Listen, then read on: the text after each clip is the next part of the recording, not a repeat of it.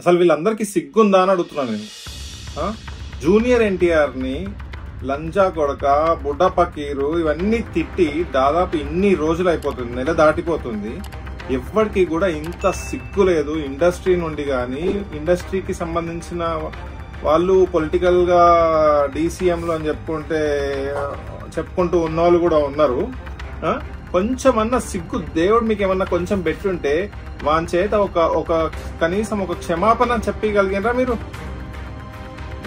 వాడేమో మంచిగా దర్జాగా అనే మాటలన్నీ అనేసిండి, ఇంకా హాయిగా ఉన్నాడు. ఎందుకంటే మనకి సపోర్ట్ ఉంది. ఇవన్నీ తిట్టమని చెప్పిందే వీళ్ళు కదా.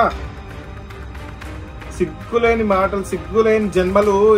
జనాలకి ఏం చేద్దామని వస్తారో నాకు అర్థమైతలేదు. మీరంతా వీడిని ఎవడో ఒకసారి, ఇప్పుడు మన ఈ డీసీఎం ఎవరైతే ఉన్నారో ఎవరో ఒక ఆమె ఒకసారి సేమ్ ఆమెను కూడా లంచా కొడక అని చెప్పి తిట్టినందుకు ఎంత హడావిడి క్రియేట్ చేసారు.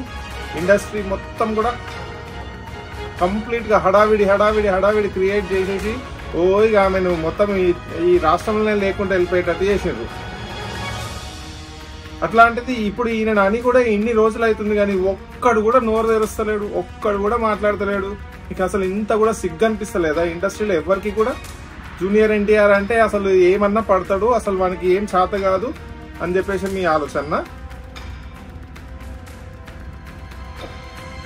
దయచేసి చెప్తున్నాను, ఎవరైనా కానీ పొలిటికల్ లీడర్, సినీ ఇండస్ట్రీకి సంబంధించిన మన డీసీఎం ఎవరైతే ఉన్నారో పవన్ కళ్యాణ్ గారు, కొంచెం ఆయనతోని సారీ అన్న చెప్పియండి. కనీసం అది తప్పని చెప్పేసి జనాలలో ఎట్లయిపోయిందంటే ఏం మాట్లాడినా చెల్లుబాటు అవుతుంది ఇంకా అనే ఆలోచన వచ్చేసేలాగా ఉంది మీరు చేసే చేష్టలన్నీ బట్టి. కనీసం ఇప్పటికైనా ఆయనతో క్షమాపణ చెప్పియండి. ఆయన ఎంత మనస్తాపానికి గురవుతుందో మీకు ప్రత్యేకంగా చెప్పాల్సిన పని లేదు. ఎందుకంటే మిమ్మల్ని అట్లాంటి మాటలు అన్నప్పుడు మీరు ఎట్లా ఫీల్ అయినరు అనేది మీకు తెలుసు కదా. ఎవరికి ఎంత పడితే అంత నోటికి వచ్చినట్టు మాట్లాడడానికి ఈ రాజ్యాంగము మనకు ఏది పడితే అది మాట్లాడడానికి ఇచ్చింది కదా అని చెప్పేసి ఇట్లాంటి మాటలు కాదు మాట్లాడేది. వాడు ఒక ఎమ్మెల్యే అయ్యుండి వాడు మాట్లాడే మాటలేనా అవి?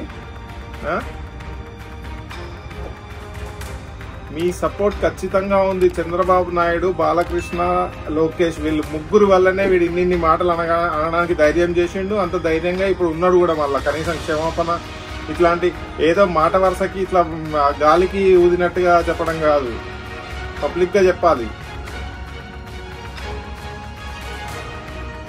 ఈరోజు చెప్పుతో కొడతారు. ఇంకొకసారి ఎవరన్నా మీరు ప్రజల్లోకి వెళ్తే మీరు చేసే పనులు అట్లా ఉన్నాయి. కక్ష సాధింపు చర్యలు చేసుకోండి, కానీ ఆయన ఏమన్నాడు మిమ్మల్ని? మధ్యలో ఆయన ఎందుకు లాగుతున్నారు? ఫైనల్ గా జూనియర్ ఎన్టీఆర్ గారికి మీరు ఖచ్చితంగా ఒక క్షమాపణ చెప్పించాలి. ఆయనను పార్టీ నుండి సస్పెండ్ చేయాలి.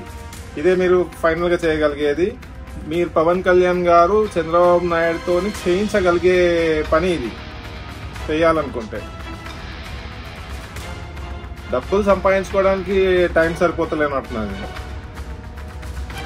అందుకనే ఎవరి పనులలో వాళ్ళు బిజీ ఉన్నారు. ఎవరిని ఎగతాళి చేయాలా, ఎవరిని డిస్రెస్పెక్ట్ చేయాలా, ఎవరిని తప్పులు చూపియాలా, ఎవరి గురించి ఏ బిల్డింగ్ కడితే ఏది కూలిపోయిందని చూపియాలా, ఇట్లాంటి పనులలో బిజీగా ఉంటే ఇంకా మీకు వేరే వాళ్ళని పట్టించుకునే తీరికేడు ఉంటది. ఇప్పటికైనా ప్లీజ్ ఎవరు కూడా అట్లాంటి మాటలు మాట్లాడకండి. కొంచెము ప్రజలతోని కానీ, లీడర్లతోని కానీ, విఐపీలతోని కానీ కొంచెం మర్యాదగా మసులుకోవాలని చెప్పేసి నేను కోరుకుంటున్నా. Thank you.